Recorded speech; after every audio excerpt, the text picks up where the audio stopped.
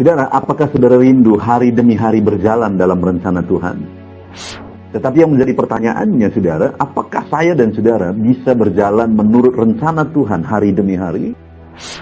Seringkali orang menganggap bahwa rencana Tuhan itu sesuatu yang misteri dan tidak mungkin kita berjalan dalam rencana Tuhan. Kenapa? Karena mungkin saudara pernah mendengar firman Tuhan yang berkata bahwa seperti tingginya langit dari bumi, demikianlah tingginya rancanganku dari rancanganmu, jalanku dari jalanmu. Shalom saudara, bertemu kembali di channel RPG Renungan Penyejuk Jiwa. Renungan harian yang dibuat untuk setiap anak-anak Tuhan, untuk menolong setiap anak-anak Tuhan hidup berdasarkan prinsip-prinsip kebenaran firman Tuhan setiap harinya. Apakah saudara merindukan setiap hari mendapatkan seri renungan baru dari renungan ini? Kalau saudara rindu, maka silakan lihat tombol subscribe di layar saudara. Kalau masih berwarna merah, silakan ditekan. Dan tekan juga tanda loncengnya, maka setiap hari saudara akan mendapatkan seri renungan yang baru. Saudara, topik yang akan kita bicarakan dalam video ini dan dua video selanjutnya adalah topik tentang berjalan dalam rencana Tuhan. Apakah saudara rindu setiap hari berjalan dalam rencana Tuhan dalam kehidupan saudara? Kalau saudara rindu, maka renungan ini adalah untuk saudara. Namun sebelumnya saudara, kita akan mendengarkan sebuah lagu penyembahan yang akan memberkati kita semua. Selamat mendengarkan.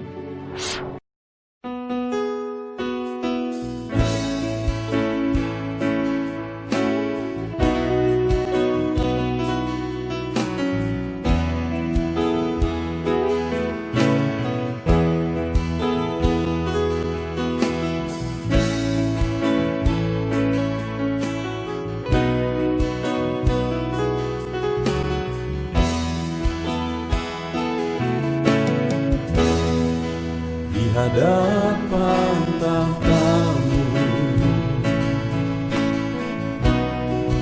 ku sujud menyembahmu,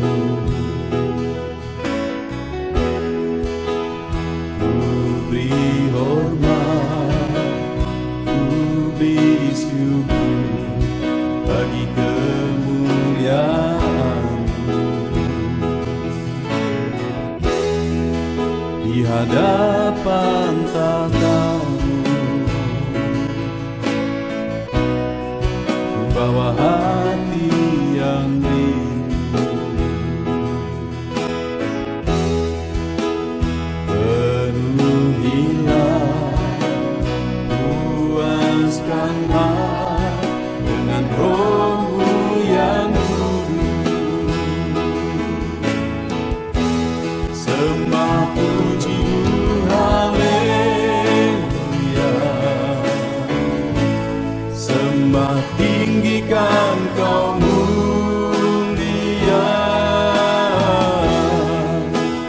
ku beri hormat, ku beri syukur bagi kemuliaan-Mu.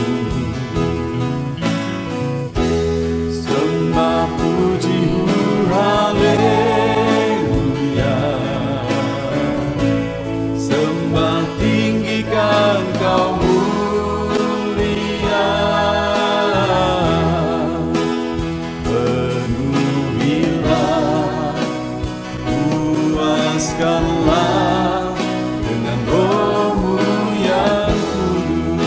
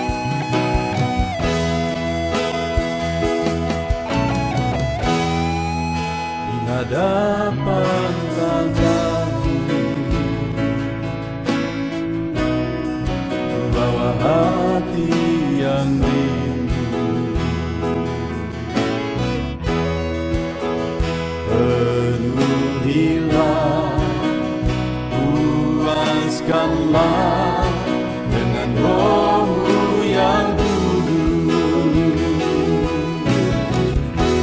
Sembah puji-Mu, haleluya. Sembah tinggikan Kau mulia. Ku beri hormat, ku beri syukur bagi kemuliaan-Mu. Sembah puji-Mu, haleluya. Sembah tinggikan Kau mulia. Penuhilah, puaskanlah dengan roh-Mu yang kudus. Sembah puji-Mu, haleluya. Sembah tinggikan Kau mulia.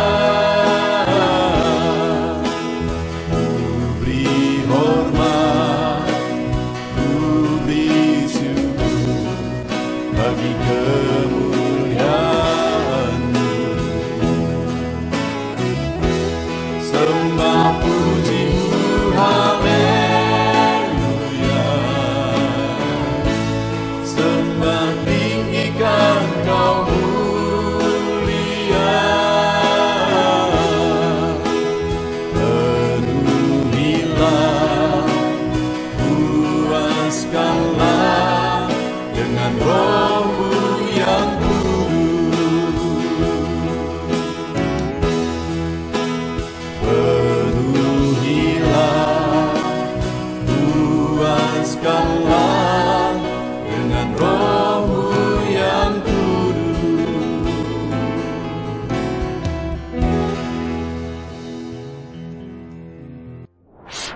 Puji Tuhan saudara, sebuah lagu penyembahan yang tentu saja telah memberkati kita semua.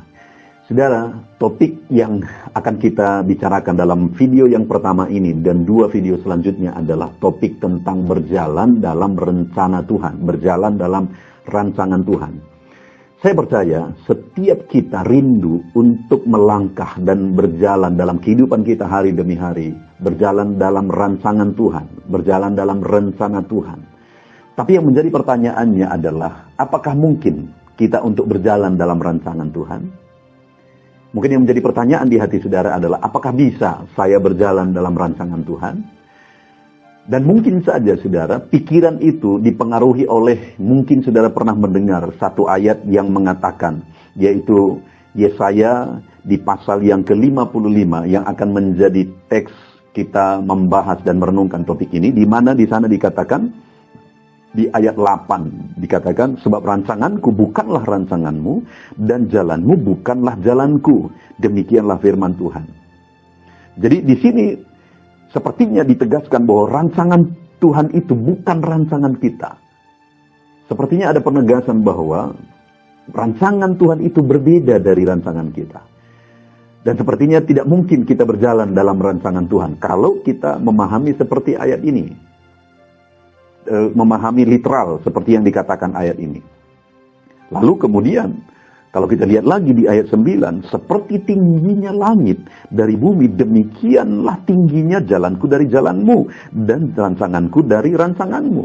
Kalau kita lihat di ayat yang ke-9 ini, maka lebih membuat kita berpikir bahwa lebih jauh lagi rencana Tuhan dari rencana kita, rancangan Tuhan dari rancangan kita, jalan Tuhan dari jalan kita. Karena dikatakan seperti tingginya langit dari bumi, demikian tingginya jalanku dari jalanmu dan rancanganku dari rancanganmu.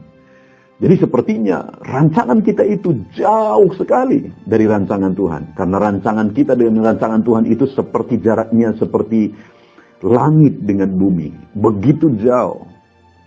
Tapi apakah saudara pernah berpikir bahwa demikiankah sebenarnya? Atau apakah Tuhan mau supaya kita berjalan jauh dari rancangannya? Apakah memang Tuhan menghendaki supaya rancangannya itu jauh dari rancangan kita? jalan Tuhan itu jauh dari jalan kita? Karena seringkali saudara, ayat ini dipakai. Misalnya, mungkin saudara pernah mendengar, kalau seseorang gagal misalnya, kemudian ayat ini diberikan kepada dia. Baik itu menguatkan, baik itu menghakimi. Seringkali ayat ini dipakai, memang rencana Tuhan bukan rencana kita. Seringkali ayat ini ditegaskan, memang rancangan Tuhan, jalan Tuhan bukan jalan kita. Tapi yang menjadi pertanyaan, apakah demikian kebenarannya? Itu yang saya ingin kita renungkan bersama saudara, di video ini dan 2 video selanjutnya. Nah, memang ayat ini mengatakan dengan tegas bahwa rancangan Tuhan bukanlah rancangan manusia. Rancanganmu di sini kita akan lihat sama-sama. Siapa yang dimaksudkan denganmu? Karena dikatakan rancanganku bukanlah rancanganmu, jalanmu bukanlah jalanku, demikianlah firman Tuhan. Siapa yang dimaksudkan Tuhan ketika dia berkata rancanganmu bukanlah rancanganku? Lalu kemudian di ayat yang 9, seperti tingginya langit dari bumi, demikianlah tingginya jalanku dari jalanmu. Kembali dikatakan mu, kata gantimu di sana. Dan rancanganku dari rancanganmu. Jadi di sini yang menjadi permasalahannya menurut saya, yang perlu kita ketahui, yang perlu kita lihat bersama dengan benar adalah siapa yang dimaksudkan dengan kata ganti milikmu di situ. Sebagai pemilik dari rancangan, sebagai pemilik dari jalan yang bukan merupakan jalan Tuhan, yang bukan merupakan rancangan Tuhan di sini. Nah, sama-sama kita lihat kepada siapa Tuhan ini berbicara. Kita lihat sama-sama di ayat yang ke-7. Di mana di sana Tuhan menegaskan, baiklah orang fasik meninggalkan jalannya dan orang jahat meninggalkan rancangannya. Jadi disebutkan di sana tentang jalan dan rancangan yang dimiliki oleh siapa? Oleh orang fasik dan orang jahat. Lalu kemudian ayat yang ke-8 ditegaskan, sebab rancanganku bukanlah rancanganmu dan jalanmu bukanlah jalanku, firman Tuhan. Jadi disebutkan tadi bahwa pemilik jalan dan rancangan itu yang bukan merupakan rancangan Tuhan dan bukan merupakan jalan Tuhan adalah orang fasik dan orang jahat. Dan rancangan mereka dan jalan mereka itulah yang disebutkan oleh Tuhan sebagai rancangan yang seperti bumi yang jaraknya begitu jauh ke langit dengan rancangan Tuhan dan jalan Tuhan. Jadi saudara, kalau kita lihat di sini yang disebutkan, yang dimaksudkan sebagai pemilik dari rancangan dan jalan itu tadi adalah orang fasik dan orang jahat. Jadi jalan siapakah yang begitu jauhnya dari jalan Tuhan? Rancangan siapakah yang begitu jauhnya dari rancangan Tuhan? Jalan orang fasik, rancangan orang fasik, jalan orang jahat, rancangan orang jahat. Jadi kepada mereka lah Tuhan berbicara, kepada orang fasik dan orang jahat lah Tuhan berbicara bahwa rancangan mereka, jalan mereka bukan jalan Tuhan, bukan rancangan Tuhan. Jadi kalau demikian, maka sebenarnya saudara, ayat ini bukan untuk semua manusia. Dan mungkin ayat ini juga bukan untuk saudara. Bahwa rancangan Tuhan bukan rancangan saudara. Jalan Tuhan bukan jalan saudara. Karena ketika saya belajar firman Tuhan, yang saya pahami adalah Tuhan mau saya berjalan dalam rancangannya. Tuhan mau anak-anaknya berjalan dalam rancangannya. Berjalan dalam jalannya. Kenapa ada firman-Nya? Supaya saya dan saudara hidup berdasarkan jalan Tuhan, rancangan Tuhan. Jadi rancangannya itu bukan seperti rancangannya dengan rancangan kita, bukan seperti bumi dan langit. Tuhan mau sebenarnya rancangan kita dan jalan kita, jalannya dan rancangannya itu berjalan beriringan. Sehingga dalam kehidupan kita berjalan di jalan Tuhan, kita berjalan dalam rancangan Tuhan. Nah, jadi saudara, bagaimana sekarang ini menjadi pertanyaannya ketika seringkali dipahami secara salah. Seringkali orang yang gagal, seringkali dibilang bahwa jalan kita bukan jalan Tuhan, rancangan kita bukan rancangan Tuhan. Apakah demikian yang dimaksudkan oleh Tuhan? Sekali lagi, yang saya paham berdasarkan firman Tuhan adalah Tuhan mau setiap orang hidup dalam jalannya, hidup dalam rancangannya. Kalau demikian, maka sebenarnya bagaimana, yang menjadi pertanyaannya sebenarnya adalah, yang saya mau kita belajar dalam video ini dan 2 video selanjutnya adalah, bagaimana supaya hari demi hari kita berjalan dalam jalan Tuhan menurut firman Tuhan ini. Berjalan menurut rancangan Tuhan, menurut firman Tuhan ini. Kita lihat sama-sama. Kepada orang fasik itu juga sebenarnya Tuhan berkata begini, ayat yang ke-6. Carilah Tuhan selama ia berkenan ditemui. Jadi kepada orang fasik dan orang jahat itu, Tuhan masih memberi kesempatan supaya mereka mencari Tuhan selama waktu masih ada, selama ia berkenan ditemui. Jadi yang Tuhan mau, mereka hidup mencari Tuhan supaya, kenapa? Karena dikatakan rancanganmu bukanlah rancanganku, jalanmu bukanlah jalanku. Jadi kalau kita balik, bagaimana supaya mereka bukan lagi sebagai orang fasik, bukan lagi sebagai orang jahat. Karena kalau mereka hidup sebagai orang fasik dan orang jahat, maka rancangan mereka dan jalan mereka itu bukan jalan Tuhan. Dan bagaimana supaya rancangan mereka dan jalan mereka itu bukan lagi rancangan kefasikan, rancangan kejahatan, melainkan akhirnya mereka hidup dalam jalan Tuhan dan rancangan Tuhan. Maka dikatakan di sini, carilah Tuhan selama ia berkenan ditemui. Sebab lompat ke ayat 8, sebab rancanganku bukanlah rancanganmu dan jalanmu bukanlah jalanku. Jadi bagaimana supaya mereka, orang manusia-manusia jahat, manusia-manusia fasik, bisa akhirnya berjalan dalam jalan Tuhan dan rancangan Tuhan? Mereka harus, maka manusia itu harus mencari Tuhan supaya akhirnya mereka berjalan di jalan Tuhan tadi. Berjalan dalam rencana Tuhan tadi. Hidup dalam jalan dan rencana Tuhan tadi. Nah, saudara, yang saya mau kita pahami di sini adalah bagaimana supaya saya dan saudara kita bukan digolongkan sebagai orang fasik, bukan digolongkan sebagai orang jahat yang rancangannya dan jalannya itu jauh dari jalan Tuhan. Tetapi supaya saya dan saudara hidup berdasarkan jalan dan rencana Tuhan, maka perintah Tuhan yang pertama di sini yang perlu kita laksanakan adalah dalam hidup kita carilah Tuhan. Dalam kehidupan kita hiduplah untuk mencari Tuhan. Kalau dalam hidup saudara, saudara hidup mencari Tuhan, dalam hidup kita mencari Tuhan, maka sebenarnya berdasarkan kebenaran firman Tuhan ini, firman Tuhan akan menuntun kita untuk berjalan dalam rancangannya, berjalan dalam jalannya. Maka dengan demikian, lihat ayat yang ke-11, demikianlah firman Tuhan yang keluar dari mulutku, ia tidak akan kembali kepadaku dengan sia-sia, tetapi ia akan melaksanakan apa yang ku kehendaki, dan akan berhasil dalam apa yang kusuruhkan kepadanya. Kalau kita lihat di sini, maka ketika kita hidup mencari Tuhan, maka kita bukan tergolong orang fasik dan orang jahat, maka kita akan berjalan dalam rancangan Tuhan. Kenapa? Karena ayat 11 dikatakan, firman-Nya itu tidak akan kembali dengan sia-sia. Tetapi firman-Nya ketika kita mencari Dia, maka firman-Nya dalam hidup kita akan melaksanakan apa yang dikehendaki. Lihat ayat 11 itu, dikehendaki. Jadi kehendak Tuhan itu bisa terjadi dalam hidup kita ketika firman Tuhan itu bekerja dalam hidup kita. Dan firman Tuhan itu sendiri akan melaksanakan apa yang Tuhan kehendaki dalam hidup kita, sehingga kita berjalan dalam jalan dan rencana Tuhan. Dan kemudian akan berhasil mengerjakan kehendak Tuhan dalam hidup kita. Maka kalau demikian apa yang terjadi, saudara? Di ayat 12 dikatakan, sesungguhnya kamu akan berangkat dengan sukacita, dihantarkan dengan damai. Lalu ayat 13, sebagai ganti semak duri akan tumbuh pohon senobar, sebagai ganti kecubung akan tumbuh pohon murad.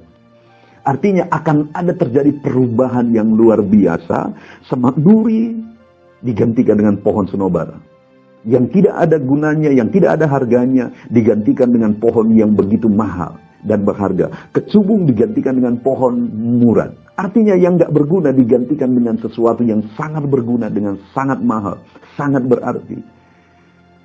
Artinya sebenarnya sekali lagi bahwa ketika kita hidup mencari Tuhan, maka dengan demikian firman-Nya akan menuntun kita hidup dalam jalan dan rancangannya. Dan ketika kita hidup dalam jalan dan rancangannya, maka ayat 12 dikatakan damai dan sukacitanya akan memenuhi hidup kita. Dan kemudian ayat 13, maka akan ada perubahan besar Dari sesuatu yang tidak berarti, dari sesuatu yang tidak berguna, menjadi sesuatu yang sangat berarti dan sesuatu yang sangat berguna. Artinya saudara, mungkin selama ini saudara salah memahami ayat ini. Seringkali saudara berpikir jalan Tuhan itu, rancangan Tuhan itu jauh dari rancangan dan jalan kita ketika saudara baca ayat ini. Tetapi sebenarnya ayat ini dimaksudkan kepada orang fasik ketika mereka tidak hidup mencari Tuhan. Tetapi kalau saya dan saudara hidup mencari Tuhan, maka kita tidak tergolong sebagai orang fasik, melainkan dengan kita hidup mencari Tuhan dalam hidup kita, maka firman Tuhan akan bekerja dalam hidup kita, itu tadi dia 11, dan mengerjakan sesuatu yang dikehendaki Tuhan dalam hidup kita, maka dengan demikian kita akan berjalan sesuai dengan rencana dan jalan Tuhan. Maka ayat 13, sukacitanya dan damainya akan bekerja dalam hidup kita, dan kemudian Allah akan mengubah dalam hidup kita sesuatu yang tidak berarti menjadi sesuatu yang berguna dan sangat berarti. Dikatakan semak duri akan, sebagai ganti semak duri akan tumbuh pohon senobar, dan sebagai ganti kecubung akan tumbuh pohon murad. Yang tidak berguna, yang tidak berarti, akan diubah Tuhan menjadi sesuatu yang sangat berguna dan sangat berarti. Puji Tuhan saudara, biarlah kebenaran firman Tuhan hari ini membukakan pemikiran saudara, bahwa saya dan saudara bisa berjalan seturut dengan rencana dan jalan Tuhan hari demi hari, yang akan melakukan perubahan besar dalam hidup kita. Bagaimana caranya? Mari kita mencari Tuhan dalam kehidupan kita.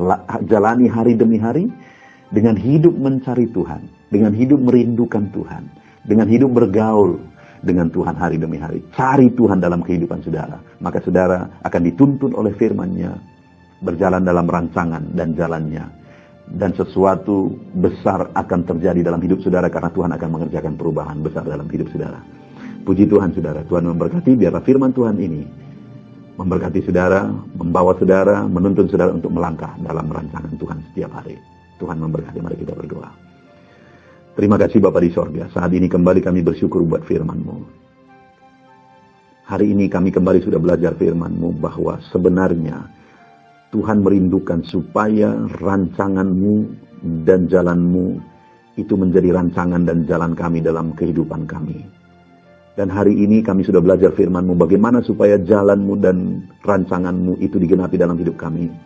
Firman-Mu memerintahkan kami untuk hidup mencari Tuhan dan mencari Tuhan dalam kehidupan kami. Maka dengan demikian firman-Mu akan mengerjakan apa yang menjadi rancangan-Mu, apa yang Kau kehendaki dalam kehidupan kami.